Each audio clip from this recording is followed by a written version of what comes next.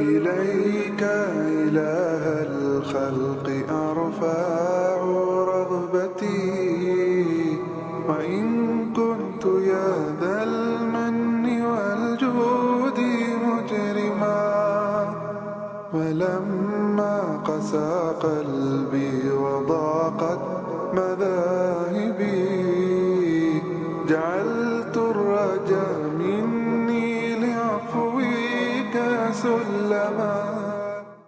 A'udhu billahi minash shaitanir rajeem. I seek refuge with Allah from Satan the stone. Bismillahir Rahmanir Rahim. With the name of Allah, most gracious, most merciful. Assalamu alaikum, brothers and sisters. My name is Shahriyar Khan, and on behalf of International Islamic Propagation Center, I would like to welcome you all who are listening to us here in the auditorium, and also those who are listening to us on our website and on our medium paltalk.com. Before I invite Brother Sheikh to come and deliver his lecture on today's topic as to what Al-Quran says about sadaqah, charity, and zakah, justification, I would like to give you a brief introduction about Brother Muhammad Sheikh, about the center and its activities, and also about today's proceedings. For those who are new here today or coming here for the first time, I would like to inform you that IIPC does not belong to, or nor is it affiliated with any school of thought. It does not propagate anything besides what has been ordained by Allah in His book, through His book and His messenger, Muhammad sallallahu alaihi wasallam, the seal of the prophets. I'm also very happy to inform you that we have recently launched one of the few online TV channels, Islamic TV channels, that is online 24 hours of the day, and it is showing various documentaries and programs that range from lectures of other renowned speakers globally that include names like Brother Ahmed Deedat and the likes, and also lectures of Brother Muhammad Sheikh. And this website, www.iipc.tv, is basically available anywhere there's internet. And again, as I mentioned earlier, I would like to request all those who are listening right now in our auditorium and on Paltalk and on our website to promote this website to within your circle of family and friends, so more people can learn about this channel through which we are propagating the message of Allah. I would also like to tell you a little bit about the center's chairman, Brother Muhammad Sheikh. Brother Muhammad Sheikh is not only the chairman and the founder of International Islamic Propagation Center, but over the last 20 years, he has also been managing the center, and he's a full-time devotee in the cause of Allah. He has, besides doing this, he has publicly delivered over 28 different topics from Al-Quran in Urdu and English languages. Brother Muhammad Sheikh has also taken the responsibility of translating the Quran both in Urdu and in English with cross-references. He also provides personal consultations on various matters pertaining to our lives with answers from the Quran for our personal benefit and psychological development. Coming to today's topic, for those who are present in the auditorium, you have been provided with a booklet. And if you can just open that booklet right now, I'd just like to give you a brief introduction to the booklet as well. On the right-hand side, if you'll notice that there are the Arabic ayats, and on the left-hand side is the corresponding translation in English. The sequence of these lectures, this booklet is based on today's format, and Brother Muhammad Sheikh is going to follow this format under the same sequence as provided in the booklet. The sequence will be followed to conclusively point out and clarify and expound on the topic of what Al-Quran says about sadaqah, charity, and zakah, justification. It is the essence of today's topic that the speaker intends to share with you, and it is vitally important to us as listeners that we pay attention to these ayats. During the course of the lecture, if you have any questions, and I'm sure you may have some questions that will raise in your mind, you're requested to note them down in a piece of paper, as you will be given an opportunity after the lecture is over to ask your questions. So at that point, it would be important that you ask your questions completely, concisely, and to the point, and to pertaining to today's topic only. Any questions after all the questions have been asked by the auditorium here today, then we will move to people who are listening to us on Paltalk, and we will request them and give them the opportunity to ask the questions and interact with the speaker through the online medium. So now I invite Brother Muhammad Sheikh to take the rostrum and deliver his lecture on today's topic, what Al-Quran says about Sadaqah, charity, and Zakah justification. Brother Muhammad Sheikh.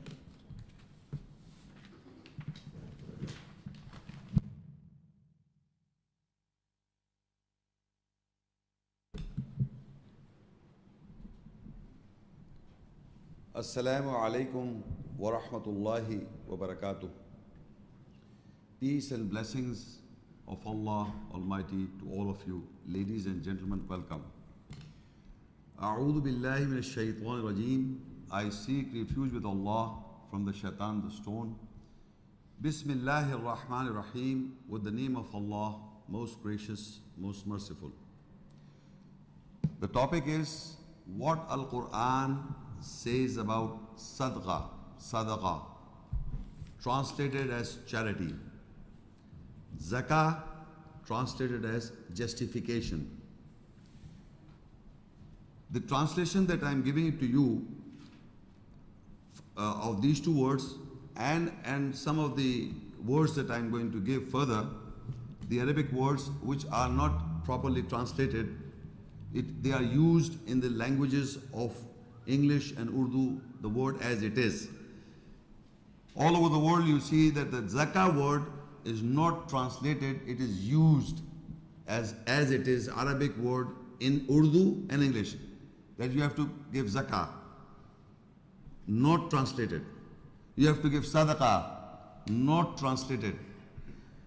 So these words mean something in the language of other languages, but if they are not translated, then you can give any explanation what you want, and that explanation is being practiced all over the world in different languages because they are not translated. Similarly, I'll describe few other words, and all together then I will discuss the ayahs from this booklet. The other word is tijara. Tijara means business, and it is properly translated in all languages of the world. Tijara in Arabic, and in translation is business. The other word is al-ba'i. Al-ba'i means the deal or a contract between parties. Al-ba'i in Arabic, and translation is the deal. At-tijara, the business. You must put these words in your minds. Then there is a word ghanim. In Arabic, the word ghanim means profit. Ghanim means profit. Some of the scholars have translated this word ghanim as loot or booty. But if you'll find in the dictionary these two words, the word ghanim is translated as loot or booty or the profit.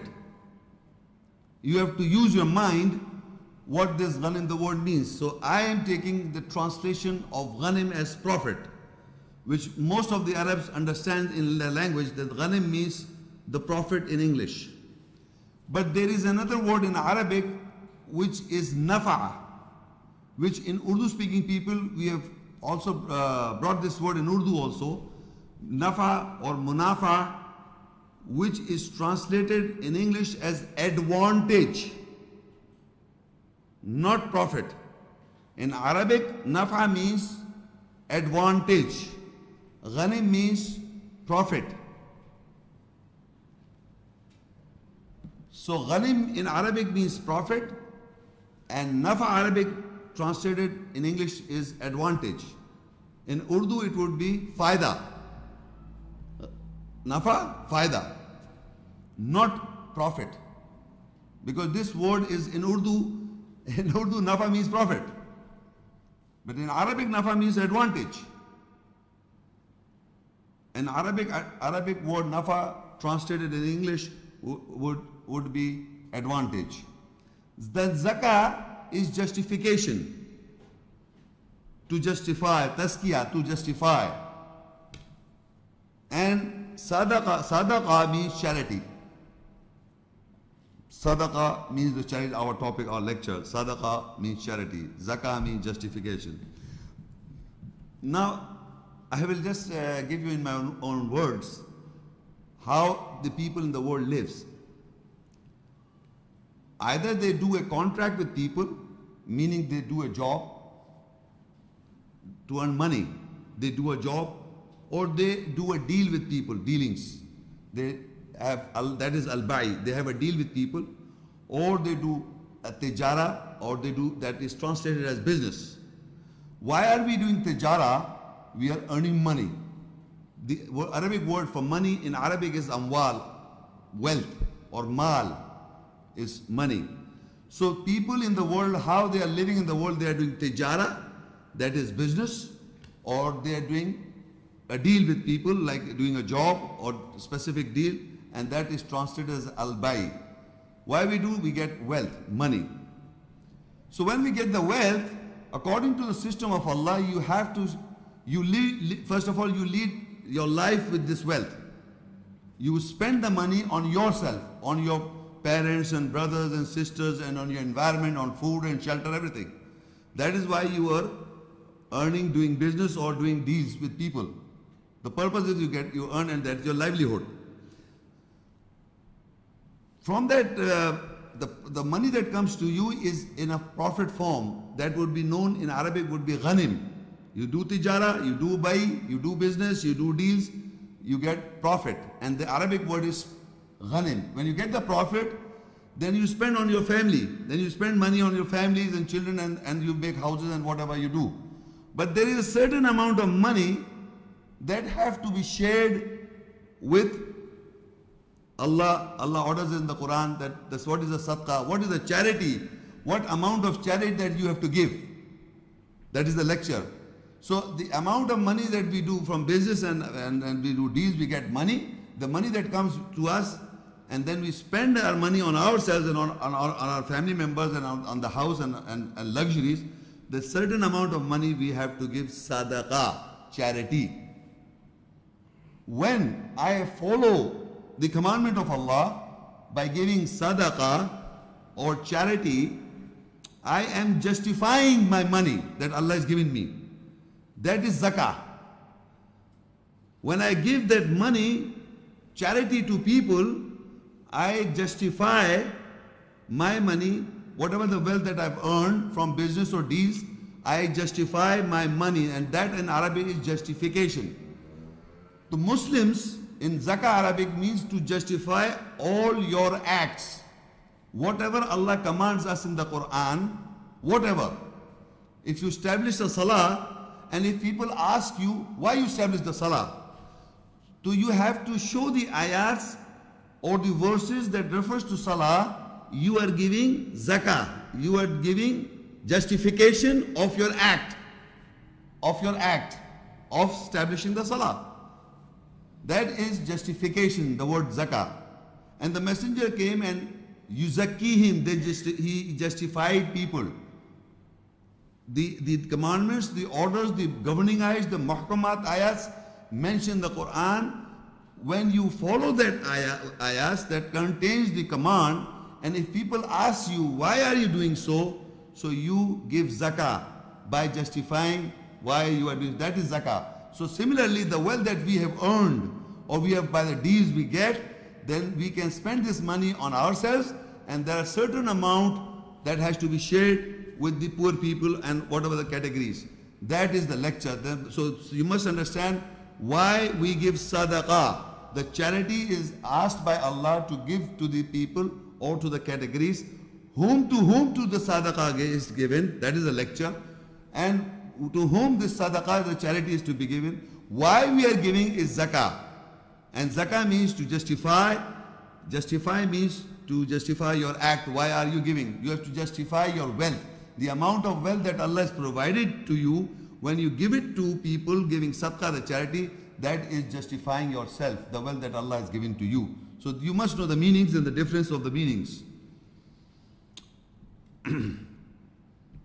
So now, the first ayah that I'm going to read from the booklet is Surah Al-Anfal and 841. Is that with you, right? وَاعْلَمُوا أَنَّمَا غَنِمْتُم مِّن شَيْءٍ فَأَنَّ لِلَّهِ خُمُسَهُ وَلِلرَّسُولِ وَلِذِي الْقُرْبَى وَالْيَتَامَى وَالْمَسَاكِينِ وَابْنِ السَّبِيلِ إِن كُنتُمْ آمَنْتُمْ بِاللَّهِ وَمَا أَنزَلْنَا عَلَى عَبْدِنَا يَوْمَ الْفُرْقَانِ يَوْمَ الْتَقَى الْجَمْعَانِ وَاللَّهُ عَلَى كُلِّ شَيْءٍ قَدِيرٌ. And know that surely whatever ghanim, profit you get from anything, if you believe in Allah, then surely 1/5 of it is for Allah and for Rasul, the messenger, and for Qurba, the relatives, and for Yatama, the orphans, and for Masakin, the needy, and for Ibn Sabil, the sons of the way. And whatever we reveal to our servant on the day of the division, the day when the two accumulations are met. And Allah has power over everything. In the first portion, this ayah I will discuss in two portions. The first portion I will discuss here, and then I will go to another surah and ayah, and then we'll come back and then discuss. The first of all, in the verse half portion, or the first part of the ayah, discusses about the word ghanim. And I told you the meaning of the word ghanim is the Prophet. So the ayah says, وَاعْلَمُوا أَنَّمَا غَنِمْتُم مِّن شَيْءٍ فَأَنَّ لِلَّهِ خُمُسَهُ وَلِلرَّسُولِ. So then there are the categories. First of all, we have to understand that Allah said and know that surely whatever the ghanim profit from anything, if you believe in Allah, and if you believe in Allah, then surely 1/5 is for Allah and the categories. Now what is happening is, this portion that I am reading to you, people have related this verse in relation with war. This word ghanim here, it is mentioned that know for sure that whatever the profit that comes from anything, min shay'in, ghanimtum min shay'in, min shay'in means from anything. The profit you get from anything, then 1/5 is for Allah and the Messenger and the categories. But people in our minds, from the historical evidence, they are trying to say that this is related for wars. In relation to war, they say mal ghanimat, the loot or the booty. So I would like to first discuss verses from the Bible, and that you have to come to the first page. Now this is the belief of a Jews and the Christian. According to the Good News Bible, the Jews and the Christian faith. Deuteronomy 20:10-15. The first page. The previous page. Deuteronomy 20:10-15 verses I'm going to read, and then you'll see why I'm reading and what is the relation to our topic of today. You see, the Jews and the Christians are trained. They are trained to loot or to take booty. How? They are asked to, in this Deuteronomy 20:10-18, when you go to attack a city, first give its people a chance to surrender. This is the context of the people. For the Jews and the Christians, they are asked, when you want to attack any city, ask these people to surrender to you. This is the belief of the Jews and the Christian. Before attacking, ask for peace and surrender. If they open the gates and surrender, they are all to become your slaves and do forced labor for you. If all the other people, the Muslims and the Hindus and the Buddhists and the atheists and the agnostics and all these people, if they open the gates to surrender, then you force them a labor as slaves. They make you slaves. But if the people of the city will not surrender, but choose to fight, surround it with your army. If they do not surrender, the other Jews and other than the Jews and the Christians, if they do not surrender, then what you do? You surround them with your army. Surround them. And then when your Lord, I'm reading in continuation, then when the Lord your God lets you capture the city, kill every man in it. That means they didn't want you to surrender, you surround with your army, and by the force of your army power, you kill every man. You may, however, take for yourselves the women and the children and the livestock and everything that belongs to your enemies, that Lord has given it to you, mal ghanimat, booty, loot, that has been given to you. That I am reading not the Quran, the Bible. And this is how the Jews and the Christians are waging wars all over the world. They have been spreading Christianity. They have been spreading this Christianity and Judaism by following these verses. They have been spreading their religion by the sword, by the army power, and still today they are doing so. They are doing it. And that is the loot. You may, however, take for yourself the women, the children, the livestock, booty, the loot, and everything that belongs to your enemies. The Lord has given it to you. That is how you are to deal with those cities that are far away from the land you will settle in. Meaning all over the world. Wage wars. First ask them that you surrender.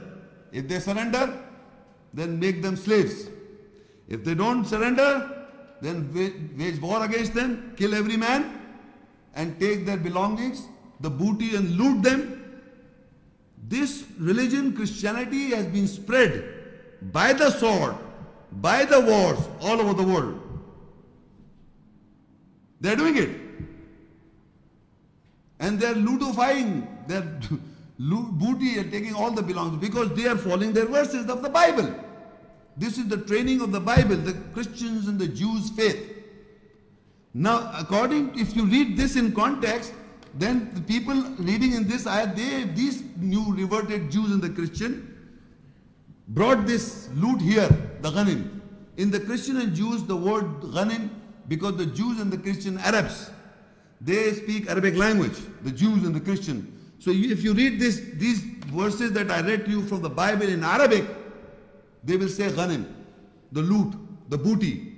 It is the booty and the loot for them, for the Jews and the Christian. They wage war against the cities, they conquer the cities, and then they loot and booty the belongings of their city. But for here in the ayah in Arabic pure, it means profit. It doesn't mean loot or booty. It says, وَعْلَمُوا أَنَّمَا غَنِمْتُم مِّن شَيْءٍ فَأَنَّ لِلَّهِ خُمُسَهُ وَلِلرَّسُولِ وَلِذِي الْقُرْبَى وَالْيَتَامَى وَالْمَسَاكِينِ وَابْنِ السَّبِيلِ إِن كُنتُمْ آمَنْتُم بِاللَّهِ. And know that surely whatever ghanim profit you get from anything, if you believe in Allah, then surely 1/5 of its sadaqah, charity is for Allah, and for Rasul, the messenger, and for Quruba, the relatives, and for Yatama, the orphans, and for the Masakin, the needy, and for Ibn Sabil, the son of the way. Now in this ayah, I just want to clarify the word ghanim is not loot, it's not booty. For the Arabic Jews and the Christians, they also speak Arabic language. They translate here booty because this is the concept of the Bible have this concept: make wars and capture them and lootify them, take the booty. But here it means ghanim, profit from anything. It says ghanimtum, your profit, min shay'in, from anything. From anything, when you have a profit, you have to share it with the categories. Now, as I told you, we will discuss these in parts.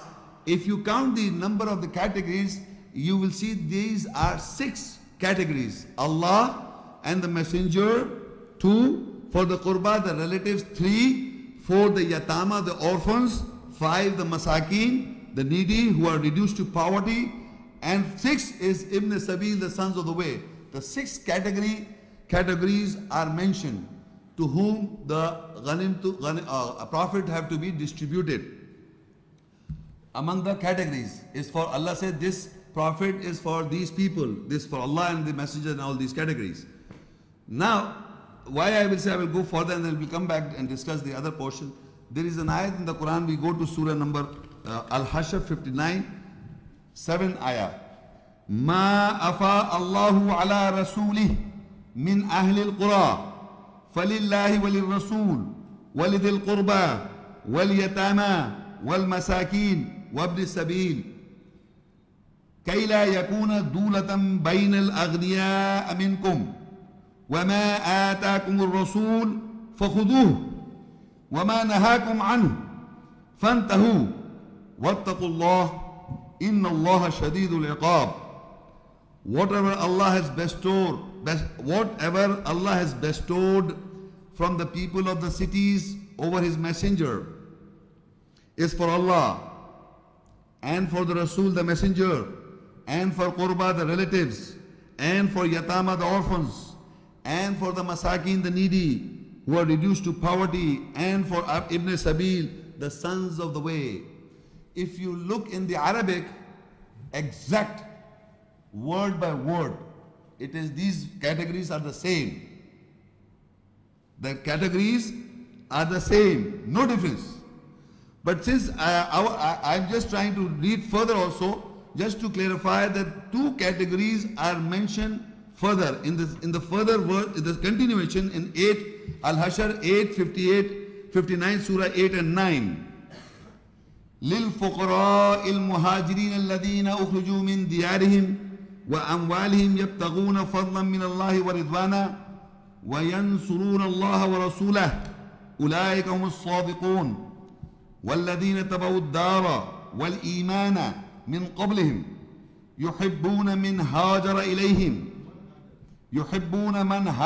إليهم ولا يجدون في صدورهم حاجة مما أوتوا ويؤثرون على أنفسهم ولو كان بهم خصاصة ومن يوق الشح نفسه فأولئك هم المفلحون. And it is for Furqa Muhajirin, the poor migrants who are expelled from their circles and their wealth, seeking the bounty from Allah and good pleasure, and helping Allah and His Messenger. They are those who are truthful. And it is for those who are the settlers of the circles and of the belief from before them. They love whosoever migrate towards them, and they do not find in their chest any need for what they are given, and they do not have any effect over themselves, even if poverty is with them. And whosoever is guarded against the stinginess of his soul, then they are those who are prosperous. Now, I am just discussing the number of the categories. So if you look in these 2 verses, the behavior I'll of course definitely discuss later on, but I am just trying to establish the number of the people or the categories that are mentioned. So if you look just the further, the above portion of the first 8 verse, للفقراء المهاجرين الذين أخرجوا من ديارهم وأموالهم. These are the people, the fuqara muhajirin is the 7th category.